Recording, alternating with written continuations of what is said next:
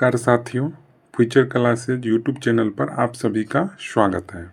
आज जो हम डिस्कशन करेंगे वो ऑफिसर एकेडमी के सर शशि शरण सर के द्वारा लिखित पुस्तक NCERT 360 डिग्री क्लास 6 to 12 इतिहास। तो इसी बुक से आज जो है कि क्लास 6 का अध्याय 1 का डिस्कशन करेंगे, जिसका नाम है प्रारंभिक कथन क्या, कब, कहाँ और कैसे।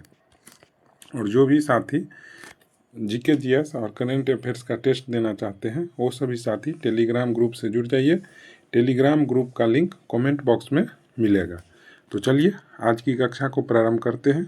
तो पहला क्वेश्चन में दिया गया है कि प्राचीन काल में लोग किस नदी के किनारे रहते थे। तो किस नदी के किनारे रहते थे? तो नर्मदा नदी के किनारे रहते थे। तो हमारा आंसर हो जाएगा सी। ठीक है।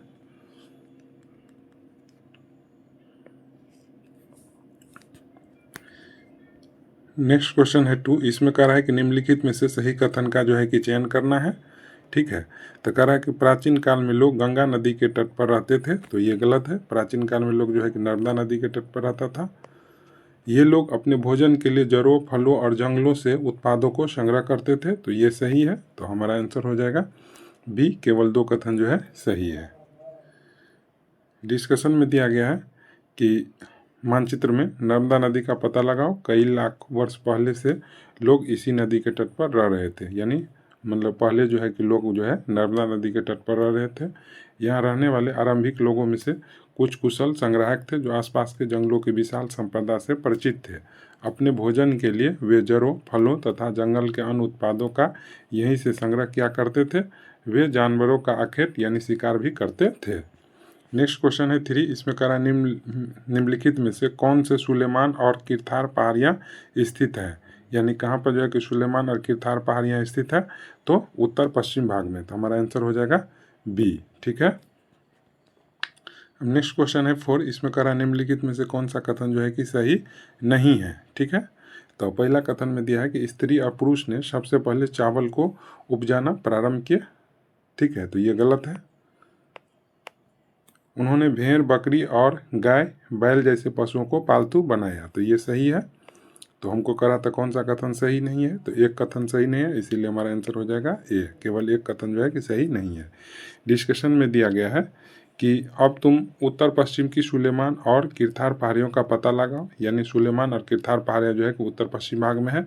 इसी क्षेत्र में कुछ ऐसे स्थान हैं जहां लगभग 8000 वर्ष पूर्व स्त्री पुरुषों ने सबसे पहले गेहूं तथा जौ जैसी फसलों को उपजाना आरंभ किया।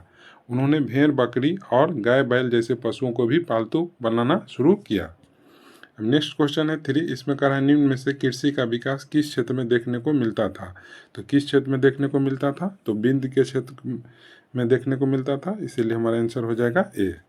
नेक्स्ट क्वेश्चन है 6। इसमें कह रहा है कि निम्नलिखित में से नदियों और उसकी सहायक नदियों से जो है कि मिलान करना है। ठीक है।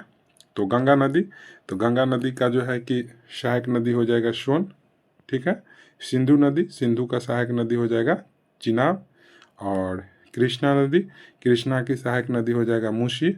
और यमुना की सहायक नदी हो जाएगा चंबल। तो हमारा आंसर हो जाएगा बी। नेक्स्ट क्वेश्चन है 7। इसमें कह रहा है निम्न में से कौन सी पहाड़ियों उत्तर पूर्व में स्थित है। तो कौन सी पहाड़ी उत्तर पूर्व में स्थित है? तो गारो की पहाड़ी जो है कि उत्तर पूर्व में स्थित है। तो हमारा आंसर हो जाएगा सी। नेक्स्ट क्वेश्चन है 8। इसमें कह रहा है गंगा के दक्षिण में इन नदियों के आसपास का क्षेत्र प्राचीन काल में डैश के नाम से जाना जाता था। तो किस नाम से जाना जाता था? तो मगध के नाम से जाना जाता था। तो हमारा आंसर हो जाएगा ए। कह रहा गंगा तथा इनकी सहायक नदी सोन का पता लगाओ। गंगा के दक्षिण में इन नदियों के आसपास का क्षेत्र प्राचीन काल में मगध यानी वर्तमान बिहार में नाम से जाना जाता है। इसके शासक बहुत शक्तिशाली थे। उन्होंने एक विशाल राज्य स्थापित किया था। देश के अन्य हिस्सों में भी ऐसे राज्य की स्थापना की गई थी। नेक्स्ट क्वेश्चन है 9। इसमें कह रहा है निम्नलिखित में से कौन उपमहाद्वीप की प्राकृतिक सीमा नहीं बनाता है। तो कौन नहीं बनाता है? तो बांध नहीं बनाता है। तो हमारा आंसर हो जाएगा डी। कह रहा है कि पहाड़ियाँ, पर्वत और समुद्र इस उपमहाद्वीप की प्राकृतिक सीमा का निर्माण करते हैं। यानी प्राकृतिक सीमा का निर्माण करने के लिए पहाड़ी की जरूरी है, पर्वत का और समुद्र का। ठीक है। हालांकि लोगों के लिए इन सीमाओं को पार करना आसान नहीं था। जिन्होंने ऐसा चाहा वे ऐसा कर सके। वे पर्वतों की ऊंचाई को छू सके तथा गहरे समुद्र को पार कर सके। उपमहाद्वीप के बाहर से भी कुछ लोग यहाँ आए और यहीं बस गए। नेक्स्ट क्वेश्चन है 10, इसमें कह रहा है कि निम्नलिखित में से कौन से देश दक्षिण एशिया महाद्वीप का एक देश नहीं है। तो कौन सा नहीं है, तो चीन नहीं है, तो हमारा आंसर हो जाएगा सी। कह रहा है कि एशिया यानी आधुनिक भारत, पाकिस्तान, बांग्लादेश, नेपाल, भूटान और श्रीलंका और अफगानिस्तान, ईरान, चीन तथा म्यांमार आदि पड़ोसी देशों को दर्शाता है। ठीक है। अब नेक्स्ट क्वेश्चन है 11, इसमें कह रहा है निम्नलिखित में से सही कथन का जो है कि चयन करना है। तो पहला कथन में दिया गया है कि पहाड़ियाँ, पर्वत और समुद्र इस महाद्वीप की प्राकृतिक सीमा का निर्माण करते हैं। तो सही है। समुद्री पहाड़ियों और पर्वतों से बटे होने के कारण इसे उपमहाद्वीप कहा जाता है, ये भी सही है। प्राचीन काल के लोग पत्थर को तराशने, संगीत रचने और भोजन बनाने के तरीके के बारे में एक दूसरे के विचारों को अपनाते हैं, ये भी सही है।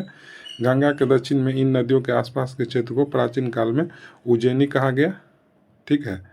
तो ये जो है कि गलत है, तो हमारा आंसर हो जाएगा 1, 2, 3 सही है, यानी आंसर हो जाएगा बी। डिस्कशन में दिया गया है कि गंगा तथा इनकी सहायक नदी सोन का पता लगाओ। गंगा के दक्षिण में इन नदियों के आसपास का क्षेत्र प्राचीन काल में मगध यानी वर्तमान बिहार नाम से जाना जाता था। इसके शासक जो है कि बहुत शक्तिशाली था, उन्होंने एक विशाल राज्य स्थापित किया था और देश के अन्य हिस्सों में भी ऐसे राज्य देखने को मिलता है। ठीक है। फिर आगे है कि पहाड़ियाँ, पर्वत और समुद्र इस उपमहाद्वीप की प्राकृतिक सीमा का निर्माण करते हैं। हालांकि लोगों के लिए इन सीमाओं को पार करना आसान नहीं था, जिन्होंने ऐसा चाहा वैसा कर भी सका। इस आवागमन ने हमारी सांस्कृतिक परंपरा को समृद्ध किया। कई सौ वर्ष से लोग पत्थर को तराशने, संगीत रचने, यहाँ तक कि भोजन बनाने के नए तरीकों के बारे में एक दूसरे के विचारों को अपनाते रहे। दक्षिण एशिया एक महाद्वीप से छोटा है, लेकिन विशालता तथा बाकी एशिया से समुद्रों, पहाड़ों तथा पर्वतों से बटे होने के कारण इसे प्रायः उपमहाद्वीप कहा जाता है। नेक्स्ट क्वेश्चन है निम्नलिखित में इंडिया किस शब्द से निकलता है। तो किस शब्द से निकलता है, तो इंड शब्द से निकलता है, तो हमारा आंसर हो जाएगा डी। डिस्कशन में दिया गया है कि हमारे देश के लिए हम प्रायः इंडिया तथा भारत जैसे नामों का प्रयोग करते हैं। इंडिया शब्द इंडस से निकलता है, जिसे संस्कृत में क्या होता है, सिंधु कहा जाता है। नेक्स्ट क्वेश्चन है 13, इसमें करा है निम्नलिखित में से असत कथन को जो है कि चयन करना है। तो पहला कथन में दिया है कि इंडिया शब्द इंडस से निकलता है, जिसे संस्कृत में सिंधु कहा जाता है, सही है।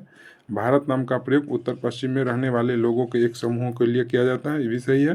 पांडुलिपियाँ प्रायः ताड़पत्रों अथवा हिमालय क्षेत्रों में उगने वाले भूर्ज नामक पेड़ की छाल से भोजपुत्र पर लिखे मिलती हैं, ये भी सही है। ठीक है। ईरानियों और यूरानियों ने सिंधु नदी के पूर्व में स्थित भूमि प्रदेश को भारत कहा, तो ये जो है कि गलत है। तो हमारा आंसर हो जाएगा जो है कि इसमें कह रहा था कौन सा कथन असत है, तो हमारा आंसर हो जाएगा बी, केवल 4 कथन जो है असत है। ठीक है।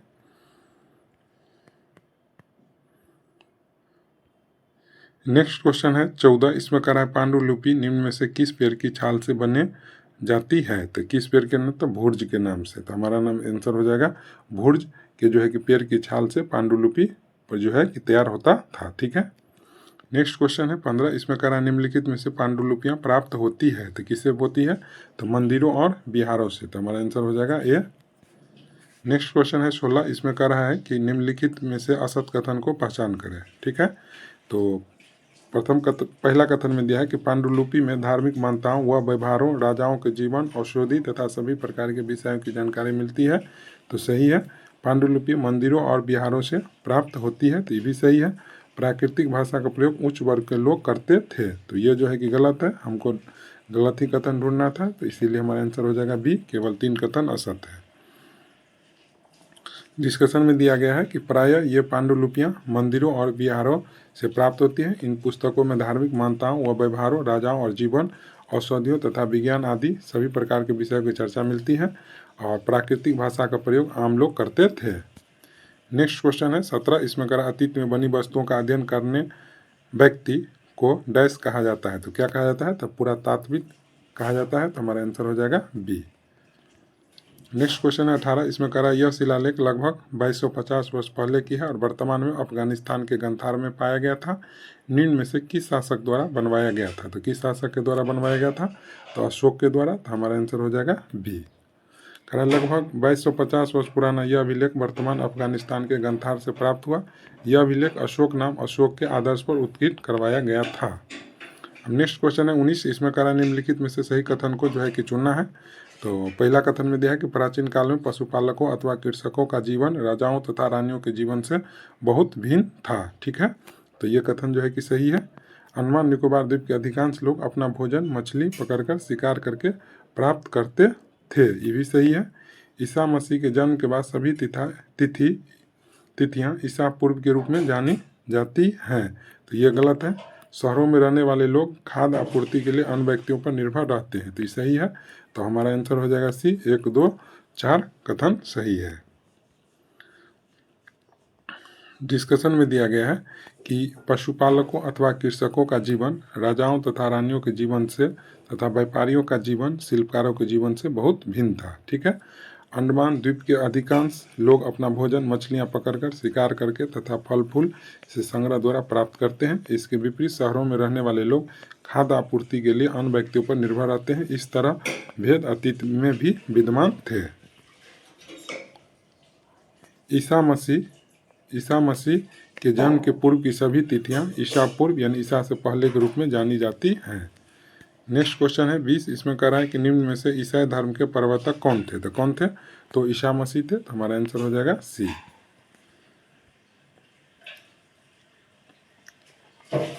डिस्कशन में दिया गया, अगर कोई तुमसे तिथि के विषय में पूछे तो तुम शायद उस दिन की तारीख, माह, वर्ष जैसे कि 2000 या इसी तरह का कोई और वर्ष अपन बताओगे। वर्ष की यह गणना ईसाई धर्म प्रवर्तक ईसा मसीह के जन्म की तिथि से की जाती है। तो इस प्रकार आज का डिस्कशन हो गया। आशा करते हैं आप सभी साथियों को अच्छा लगा होगा।